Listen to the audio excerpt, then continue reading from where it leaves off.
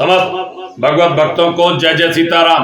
मैं पंडित अतुल तिवारी आप सभी का यूट्यूब चैनल भक्ति पथ अतुल तिवारी पर स्वागत करता हूं एवं निवेदन करता हूं चैनल को सब्सक्राइब करें, लाइक करें एवं यहां पर उपस्थित श्री राम कथा को श्रवण करने के उपरांत उसे शेयर अवश्य करें और उस पर कमेंट भी करें, जिससे अन्य लोगों को भी कथा का लाभ प्राप्त होता रहे। पिछली कथा में हमने आपको बताया था कि दरिद्रता और निर्धनता में अंतर क्या होता है। ये चौपाई चल रही थी और इसके आगे की चौपाई थी मंत्र महामन विषय ब्याल के मेटत कठिन कुंक भाल के। और राम कथा की महिमा के प्रसंग में गोस्वामी जी कहते हैं ये राम कथा क्या है।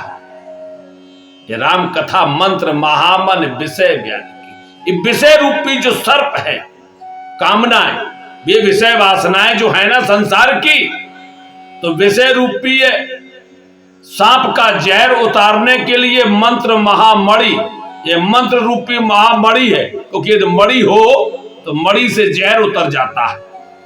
ये मंत्र है, यह महामणि है राम कथा। राम जी के चरित्र है ना, जो ये विषय रूपी वासनाओं का जो जहर है ये उतर जाता है। जो हमारी आसक्ति है ना भोगों में, भोगों से आसक्ति को दूर करने के लिए यह राम कथा, राम जी के गुण समूह, यह महामणि है। इनसे दूरी हो जाती है, इनका जहर उतर जाता जो हमारे ऊपर चढ़ा होता है भोगों का। मेटत कठिन कुंक भाल के, और इस अर्धाली में तो बहुत ही रहस्य है। कहते हैं ललाट पर लिखे हुए कठिनता से मिटने वाले बुरे लेखों को, जो मंद प्रारब्ध है आपका, वह भी मिटा देने वाले हैं। इसका अर्थ यह है कि हमारा जो प्रारब्ध है ना, हम अच्छे कर्म करते, परंतु हमारा प्रारब्ध पीछा नहीं छोड़ता। ये प्रारब्ध है ना, ये लगा ही रहता है प्रत्येक के साथ। तभी तो आपको कभी कभी लगता है कि हम कोई अपराध नहीं करते, हम किसी का बुरा नहीं करते, नित्य अच्छा ही करने का प्रयास किया है, कभी किसी का बुरा सोचा नहीं। परंतु हे भगवान, यह क्या होता है मेरे साथ, इतना बुरा क्यों हो रहा है? और आप देखते हैं संसार में नाना प्रकार के जो कपटी, पापी, दुराचारी, आप उनको बड़ा सुखाल खुशहाल देखते, सुखी देखते, परंतु कारण यही होता जो हमारा प्रारब्ध है। ये प्रारब्ध कैसा है? ये गठरी की तरह है जो आपके पीछे लदा हुआ है, आपको पता नहीं है। एक गठरी है प्रारब्ध की, ये आपके पीठ पर लदी हुई है, और उस प्रारब्ध रूपी गठरी में क्या भरा है, उसी के अनुरूप आपको यह भोगना पड़ रहा है। यही जो लेकिन ये रामचरित्र क्या है? अच्छा, उस प्रारब्ध रूपी गठरी में दोनों बातें हो सकती है। प्रारब्ध रूपी गठरी में वह पुण्य रूपी गठरी भी हो सकती है, वह पाप रूपी हो सकती है, उसमें अच्छा भी हो सकता, उसमें बुरा भी हो सकता है। तो जब हमारे पीठ पर ये प्रारब्ध की पुण्य रूपी गठरी लदी होती है, तो हम इस जन्म में भले ही कितना अनैतिक कार्य कर रहे हो, वह प्रारब्ध रूपी गठरी हमें सुख ही प्रदान करती है। परंतु हम कितना भी अच्छा कर रहे हो, जब पाप रूपी वह प्रारब्ध की गठरी हमारी पीठ पर लदी होती है, तो हमें दुख ही दुख प्राप्त होते हैं। परंतु रामचरित्र क्या है? उस पाप रूपी गठरी से उत्पन्न दुख का नाश करने वाले हैं। कैसे? परंतु देखो, मिटाने वाले। गोस्वामी जी ने लिखा मेटत कठिन कुंक भाल के, अर्थात आपके भाल पर, मस्तक पर जो भी लिखा है वह भी है राम कथा। ये राम जी के गुण समूह मिटा देते हैं, जो कठिनता से मिटते हैं। कठिनता से कैसे? क्योंकि देखिए, लिखा हुआ मिटाने की शक्ति तो स्वयं ब्रह्मा जी में भी नहीं है। रावण यही तो कहता, जरत बिलोको जब कपाला विद के लिखे अंक निजभाला। देखता है जब वह अपने सिरों को काट काट कर यज्ञ में आहुति देता है, तो देखता है कि मेरे मस्तक पर तो नरकर कह आपन बदबाची, हंसे जान विद गिरा असाची। वह देखता अपने मस्तक पर, रावण देखता क्या मनुष्य के हाथ से हमारी मृत्यु लिखी हुई है ब्रह्मा जी ने, वह हंसने लगता जोर से दशानन कि देखो ब्रह्मा जी ने भी कितना झूठा लिख दिया है। तो रावण के मस्तक पर मृत्यु लिखी थी नर के हाथ से, तो ब्रह्मा जी भी नहीं मिट पाए। यद्यप ब्रह्मा जी का ही वंशज था, उत्तम कुल पुलस्त कर नाती, और पुलस्त ऋषि ब्रह्मा जी के पुत्र हैं, और पुलस्त जी का नाती रावण है। उनके ही वंश का होने के उपरांत भी ब्रह्मा जी भी लिखे को मिटा नहीं पाते। लिखने का मिटाने वाला फिर कौन है? इसका क्या प्रमाण? कौन मिटाता? गोस्वामी जी ने लिखा, भावे उमेट सकहि त्रिपुरारी। केवल भगवान शंकर, केवल भगवान शंकर ही लिखे हुए को मिटा सकते हैं, और इनकी तो एक आदत और है मिटाने की। जो भगवान नहीं लिखते हैं ब्रह्मा जी, और जो लिखते, दोनों बातें, ये दो काम करते। एक तो लिखे हुए को मिटा देते, चलो भाई लिखे हुए को मिटाओ, एक ही कार्य करो। पर भगवान शंकर क्या है, ये पहले ही और लिख और देते, जो ब्रह्मा जी को जबरदस्ती लिखना पड़ता। और इसी कारणवश ये एक बार ब्रह्मा जी इस्तीफा देने पहुंच गए थे। बड़ा सुंदर गोस्वामी जी ने लिखा है, किसी दिन पद सुनाएंगे इसका। ये इस्तीफा देने पहुंच जाते हैं किसके पास? माता भवानी के पास। कहते हैं कि देखो ये तो हो गए बावले, और आपने हमें नियुक्त किया है, किसी और को नियुक्त करो, हमारी क्षमता नहीं। ये देते देते इनके लिए हम स्वर्ग रचते रचते हम थक गए। जिनके भाल में हमने नरक का योग लिखा था, उनके भाल में ये स्वर्ग लिख देते हैं। ये तुम्हारे पति भांग पी पी कर बावले हो गए हैं। तो भाव मेट सकै त्रिपुरारी, तो मिटने की शक्ति तो त्रिपुरारी शंकर जी में ही है, किसी और में नहीं। परंतु देखिए गोस्वामी जी कहते, मेतत कठिन कुंवक भाल के, ये राम जी के गुण समूह है ना, ये भी हमारे मस्तक पर जो बुरा लिखा हुआ है ये भी मिटा देते हैं। यह इनकी शक्ति है, इसलिए हमें इन्हीं का आश्रय लेना चाहिए। हरन मोह तम दिन कर कर से, सेवक साल पाल जलधर से। कहते हैं अज्ञान रूपी अंधकार को हरण करने के लिए सूर्य किरणों के समान है। हरन मोह तम, मोह रूपी अंधकार का नाश करने के लिए दिनकर कर से, ये सूर्य किरणों के जैसे हैं। सेवक साल पाल जलधर से, और सेवक रूपी धान का पालन पोषण करने में यह जलधर अर्थात मेघ के समान है। यह रामचरित्र, ये रामचरित्र गुण समूह है, जो ये ऐसे हैं। आगे की चौपाई में लिखा, अभमत दान देव तर बरसे, सेवत सुलभ सुखद हर हर से। देखिए आगे जो प्रसंग है ना, ये बड़े ही सुंदर, ज्ञान और भक्ति से परिपूर्ण है। इनका अवलोकन करेंगे तो ज्ञान और भक्ति दोनों का प्रादुर्भाव हमारे हृदय में अवश्य ही होगा। कैसे है ये राम जी के गुण समूह?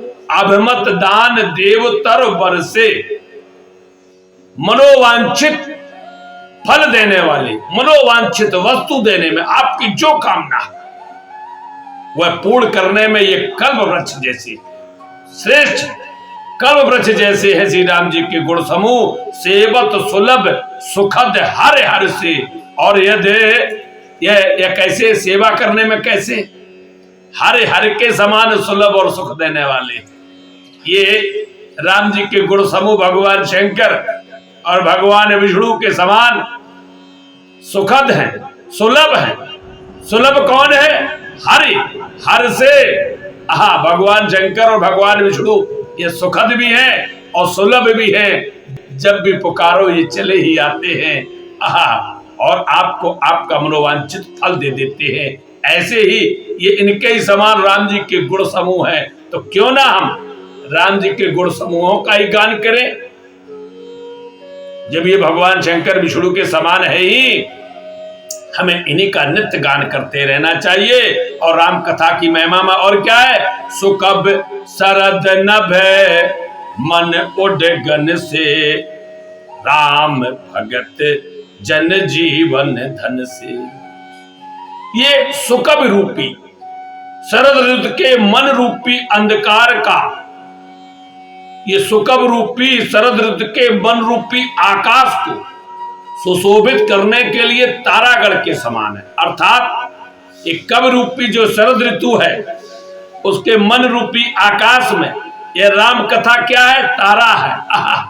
जब तक मन में ये तारागढ़ सुशोभित नहीं होंगे, शोभायमान नहीं होती, तो कवियों के लिए वाणी कैसे निकलेगी।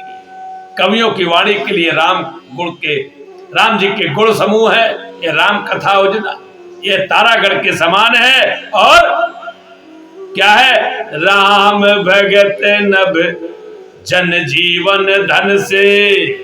और राम भक्तों के लिए तो ये जीवन धन के समान है।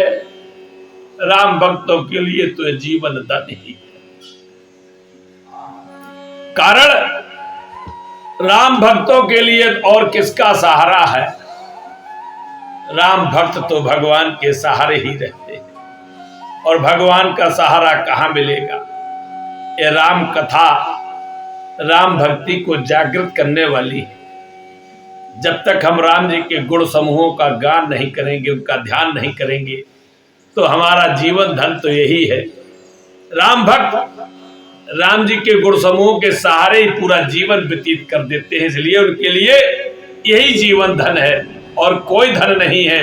जीवन जीने का माध्यम भी यही है, राम जी के गुण समूह। सीताराम सीताराम सीताराम, राम राम राम राम राम, नित्य यही गान करते रहना चाहिए। और देखिए जितने भी भगवान के भक्त हैं, भक्तों में जो शिरोमण कहलाए, आहा, वो सब राम राम राम। हमारे शंकर जी क्या करते हैं, ये भक्त शिरोमण है, आहा, बड़े भक्त। कारण क्या है, ये राम राम राम, सब कुछ राम जी के सहारे हो। ये सो जो राम रचना का, कोकर तर्क बढ़ावे शाखा, अस कह लगे जपन हरे नाम। देखिए इनके ऊपर संकट आता है ना, भगवान के जो भक्त होते जब संकट आता है तो वह भी राम जी के सहारे छोड़ देते। शंकर जी पर जब संकट आया तो उस संकट को भी ने राम जी के हवाले कर दिया। हो ये सो जो राम रचना का, शंकर जी ही ने कहा स्वयं अपने मुख से। और फिर इसके उपरांत क्या करने लगते, अस कह लगे जपन हर नाम। तो भगवान के भक्त होते हैं, किसी का सहारा नहीं लेते, किसी का बल इन्हें बल लगता ही नहीं, इन्हें तो बल एक ही लगता है, वह श्री सीताराम जी का बल होता है। यही भाव इनका रहा है, शंकर जी का यही भाव रहा। और ऐसे भरत जी क्या करते, आहा, भरत जी भी निस दिन राम जपह मन माही। निस दिन वहां पर नंदी ग्राम में बैठे, मैकन कुछ सातरी सवारी, गड्ढा खोद कर वहां पर कुछ की आसनी बिछा लेते हैं, वहीं बैठे हुए सीताराम जी का स्मरण करते हैं। नित्य पूजत प्रभु पावरी, प्रीत न बरन न जाए। आहा, नित्य पूजा करते हैं भगवान की चरण पादुकाओं की, और उनमें ही श्री सीताराम जी के चरणों का, उनके चरणों का दर्शन करते हैं, उनके स्वरूप का दर्शन करते हैं। ये भगवान के जो भक्त होते हैं नित्य भगवान का स्मरण करते हैं। भरत जी 14 वर्ष तक राम जी का स्मरण ही करते रहे और कुछ नहीं किया, क्योंकि यही है, ये जीवन धन से भगवान जी के गुण समूह है ना, ये भक्तों के जीवन धन है। राम जी भरत जी के भी जीवन धन है। ऐसे ही भगवान के भक्त और गोस्वामी जी, आहा, गोस्वामी जी ने भी पूरा जीवन राम चर्चा में ही लगा दिया। उनके भी जब जीवन धन यह बने तो गोस्वामी जी कहते हैं, सो सुमरत भयो भांगते तुलसी तुलसीदास। अरे ये राम जी का स्मरण करते हुए तुलसी जो था ना, ये तुलसीदास बन गया। ये प्रभाव किसका था, ये राम जी के गुण समूहों का था। ये राम जी का जो जीवन धन है, ये राम जी के गुण समूह जिससे अपना जैसे जीवन धन बना लेता है उसका जीवन धन हो जाता है। इसीलिए हमें भी राम भगत जन जीवन धन से, ये राम जी के गुण समूह है ना, ये हमें भी अपना जीवन धन बना लेना चाहिए। सामान्य सुखत फल भूर भोग से, जगे तो निरपद साधु लोग से, असेवक मने मानस मराल से, पावन गंग तरंग माल से। कहते हैं संपूर्ण पुण्यों के फल जो है महान भोगों के समान है और जगत का छल रहित यथार्थ हित करने में ये साधु संतों के समान है। यह रामचंद्र जी के चरित्र, ये गुण समूह, ये साधु संत जो होते ना जगत का हित करते बिना किसी छल के, वैसे ही राम कथा जगत का हित करती बिना किसी कपट के। सेवक मन मानस मराल से, सेवकों के मन रूपी मान सरोवर के ये राजहंस है। ये हंस के समान है, पावन गंग तरंग माल के। और ये राम जी के गुण समूह पवित्र करने में किसके समान है? पवित्रता में है गंगा जी के समान। जो राम जी के गुण समूह का गान करता हो समझ लो वह पवित्र है, वो पवित्र है। उसे जात कुल से कोई अंतर नहीं पड़ता। माता सबरी नित्य राम जी का राह देखती, उनका स्मरण करती, तभी तो कहती हैं अधम से अधम अधम अतनारी, तिनमें मैं मत मंद अघारी। तो भगवान कहते हैं मानव एक भगत करना। भगवान कहते भी हैं ये भामिनी मैं तो केवल भक्ति का नाता ही मानता हूं, मैं जात पात में क्या जानूं। तो भगवान ये कारण क्या होता है? राम जी के गुणों का जो भी गान करता है वह पवित्र हो जाता। कैसे? कितना पवित्र? गंगा जी के समान। इसलिए हमें राम कथा का गान करना चाहिए। को पथ को तरक को चाल कर, कपट दंभ पाखंड, और दहन राम गुण ग्राम जिम ईंधन अनल प्रचंड। राम जी के गुण समूह है ना जो, ये कुमार्ग, कुतर्क, कुचाल और कलयुग के कपट, दंभ और पाखंड के लिए वैसे ही है जैसे ईंधन के लिए अग्नि होती है, ईंधन को अग्नि जला देती है, वैसे ही इन कपट को, दंभ को, पाखंड को ये राम जी के गुण समूह जला देते, नष्ट कर देते हैं। इसलिए हमें इसका आश्रय लेना ही चाहिए। रामचरित राकेश कर, सरस सुखद सब काहो, सज्जन कुमुद चकोर चित हित विशेष बढ़ लाओ। ये राम जी के गुण चरित्र हैं जो ये पूर्णिमा के चंद्रमा के किरणों के समान सभी को सुख देने वाले होते हैं। ये राम जी की कथा है, पूर्णिमा के चंद्रमा की किरणों के समान सभी को सुख देती है, परंतु सज्जन रूपी कुमुदनी और चकोर के चित्त के लिए तो विशेष हितकारी है। ये देखिए, ये शरद ऋतु की जो चांदनी होती ना, ये सभी को सुख देती है। शरद ऋतु का जो पूर्णिमा का जो चंद्रमा होता है वह अमृत बरसाता है, वह सभी को सुख देता, कोई भी प्राणी उससे दुखी नहीं होता। परंतु कुछ जो है, जो कुमुदनी है, जो चकोर है, अर्थात जो भगवान के भक्त हैं, उनके लिए ये राम कथा वैसे ही अधिक लाभदायक होती है जैसे शरद ऋतु का चंद्रमा कुमुदनी और चकोर के लिए विशेष हितकारी और महान लाभदायक होता है, वैसे ही भगवान के भक्तों के लिए ये विशेष लाभदायक है यह राम कथा। इसलिए हमें इसी का आश्रय लेना चाहिए, इसी का आश्रय लेना चाहिए, निश्चय कर लेना चाहिए कि इसी का आश्रय लेना चाहिए। और इसी के साथ कथा को विराम और आगे की कथा अगले एपिसोड में होगी। तब तक के लिए जय जय सीताराम।